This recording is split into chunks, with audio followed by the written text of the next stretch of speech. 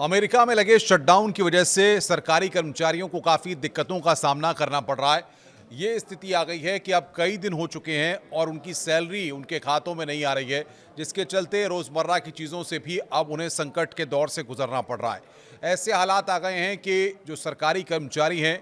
उन्हें अस्थायी नौकरियों की तरफ रुख करना पड़ रहा है या फिर फूड डिलीवरी तक करनी पड़ रही है। आपको बता दें कि 22 दिन हो चुके हैं और इस तरीके के हालात शटडाउन की वजह से हुए हैं कि अमेरिका में जो सरकारी कर्मचारी हैं वो अपने आप को काफ़ी परेशान पा रहे हैं, काफ़ी संकट में पा रहे हैं। वो ये नहीं समझ पा रहे हैं ऐसी स्थिति में वो क्या करें, क्योंकि ज़ाहिर तौर पर हम सब जानते हैं कि चाहे आप अमेरिका में रहिए, चाहे भारत में रहिए, चाहे किसी और देश में रहिए, आपको रोजी रोटी के लिए या जीवन यापन करने के लिए आवश्यकता होती है पैसों की। और सबसे बड़ी बात यहाँ पर यह है कि अगर सरकारी कर्मचारी जिनकी की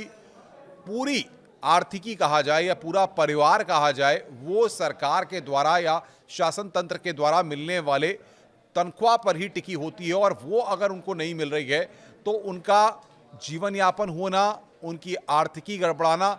आम बात हो जाती है। ऐसे में सबसे बड़ी बात यह है कि अमेरिका में जिस तरीके के हालात बने हैं शटडाउन के चलते, उसके चलते 22 दिन से ज़्यादा हो चुके हैं और जो सरकारी कर्मचारी हैं वो पूरी तरह से परेशान हैं। कुछ फैक्ट्स मैं आपके सामने रखना चाहता हूं कि किस तरीके से 7.5 लाख जो सरकारी कर्मचारी हैं वो पूरी तरह से परेशान हैं, उनकी सैलरी रुकी हुई है। और सबसे चौंकाने वाली बात यहाँ पर यह है कि वो कर्मचारी अब जो अब तक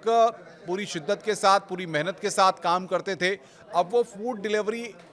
करके अपना गुजारा कर रहे हैं, अपना जीवन यापन कर रहे हैं। ये यहाँ पर एक चौंकाने वाली बात ज़रूर निकलकर अमेरिका से सामने आती है, क्योंकि कई फूड डिलीवरी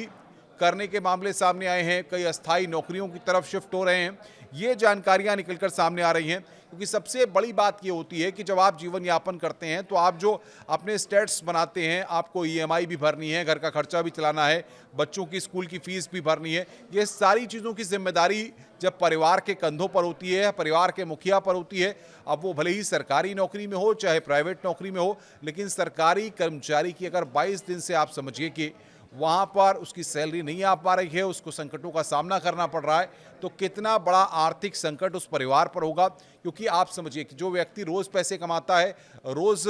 परिवार के लिए राशन तमाम चीज़ों का या रोज़मर्रा की चीज़ों को लेकर के आता है, उसके पास अगर पैसे नहीं होंगे तो ये संकट स्वाभाविक है।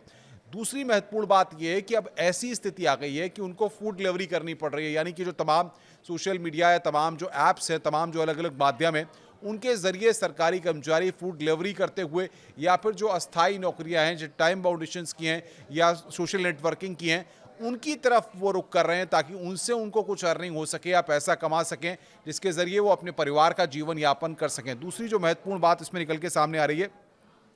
कि अमेरिका में जिस तरीके से 1 अक्टूबर से शुरू हुआ सरकारी शटडाउन, अब 22वें दिन तक पहुंच गया है और संसद के ऊपरी सदन सीनेट में 20 अक्टूबर को फंडिंग बिल पर 11वीं बार मीटिंग हुई है। अब आप समझिए कि लगातार ये दिन जो हैं वो बढ़ते जा रहे हैं और जो सरकारी कर्मचारी जिनकी संख्या 7.5 लाख से ज़्यादा है, क्योंकि हज़ार नहीं है, लाखों में ये संख्या है, यानी कि एक बड़ा वर्ग जो सरकारी कर्मचारी है, सरकारी नौकरी करता है, वो इससे प्रभावित हो रहा है। और सिर्फ वो प्रभावित नहीं हो रहा, क्योंकि 7.5 लाख का मतलब है कि कितने लाख में पूरा परिवार प्रभावित हो रहा है और उनके जो मुखिया हैं, उनके साथ या परिवार के जो और लोग हैं, उन पर भी या उनकी आर्थिकी पर भी इसका असर पड़ रहा है या रोज़मर्रा की चीज़ों पर भी एक बड़ा असर पड़ रहा है।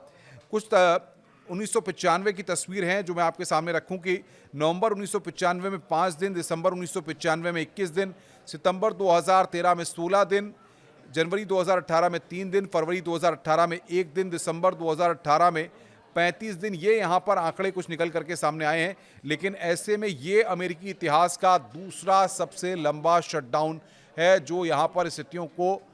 पटरी से उतारता हुआ प्रतीत हो रहा है, पटरी से नीचे लाते हुए दिखाई दे रहा है। और सबसे बड़ी बात यह है कि हेल्थ केयर प्रोग्राम को लेकर भी अब तक सहमति नहीं बन पाई है। अमेरिका का फिस्कल ईयर यानी खर्च का साल 1 अक्टूबर से शुरू होता है। ऐसे में ये एक तरह से सरकार का आर्थिक साल होता है जिसमें वो अपना पैसा खर्च करने और बजट बनाने की योजना बनाती है। लेकिन सबसे महत्वपूर्ण बात यह है कि 7.5 लाख कर्मचारियों को जिस तरीके से पैसा नहीं मिल रहा है, 22 दिन हो चुके हैं, ये सारा संकट का दौर शटडाउन के चलते बना है। और ऐसा नहीं है कि 1995 या 2013 और 2025 की जो तस्वीरें हम लगातार आपके सामने रख रहे हैं, ऐसे में ये सबसे बुरा क्षेत्र हवाई क्षेत्र पर इसका असर पड़ रहा है। और जो जानकारी निकलकर सामने आ रही है कि ये कहा जा रहा है कि आपको पैसे दिए जाएंगे, थोड़े दिन का और इंतजार है। जो स्टेटमेंट्स निकल करके सामने आए हैं वो कह रहे हैं कि आर्थिक तनाव और अत्यधिक थकान का असर भी बाकी सारी क्षेत्रों पर पड़ रहा है, चाहे हवाई क्षेत्र हो, चाहे और जो क्षेत्र हैं उन पर भी। और सबसे बड़ी बात यह कि अमेरिका पर किस साल कितना कर्ज, उसके कुछ आंकड़े हैं। 2001 में 479 करोड़ 479 लाख करोड़, और 2008 में 826 लाख करोड़, 2017 में 1670 लाख करोड़, 2020 में 2224 लाख करोड़, 2024 में 3061 लाख करोड़। तो ये आप समझ सकते हैं कि सेना, पुलिस, बॉर्डर सिक्योरिटी और एयर ट्रैफिक कंट्रोलर जैसे ज़रूरी कर्मचारियों को भी बिना सैलरी के काम करना पड़ रहा है। यानी कि अब देखना ये होगा कि 22 दिन हो चुके हैं, अभी और कितने दिन उनको सैलरी का इंतज़ार करना पड़ेगा। नमस्कार।